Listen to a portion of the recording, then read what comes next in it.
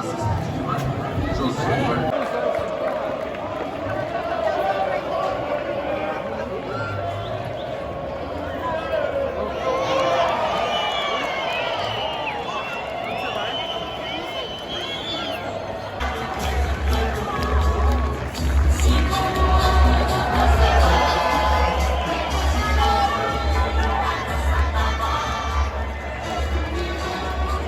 No placar, a escalação do Guarani Futebol Clube. Oferecimento Esportes da Sorte, a gente aposta em você. 17, Bruno José. 18, Matheus Pinheiro. 19, João. E aí, Lucas? Como é que tá a expectativa hoje? Aí, 2 do Bruno Mendes no primeiro tempo hoje. Primeiro tempo? Vai ser 3 a 0 o jogo.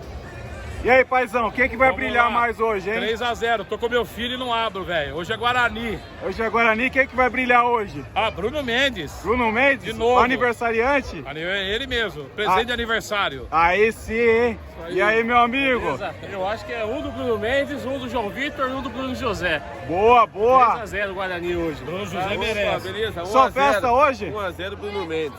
E esqueça. Esqueça, aniversário dele. 1 E a 0. amanhã a gente trabalha ou não? Amanhã é ceva gelada, logo cedo. Amanhã é folga pra todo mundo aqui, ó. Aê! Bugueu, caralho!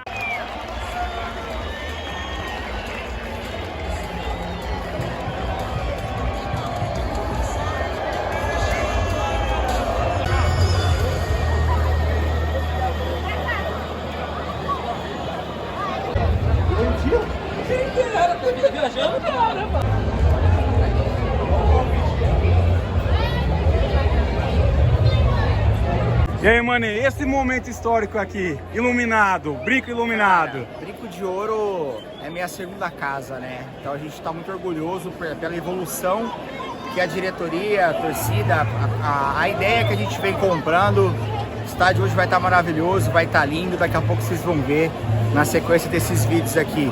Guarani é nós, tamo junto. É nóis, barril!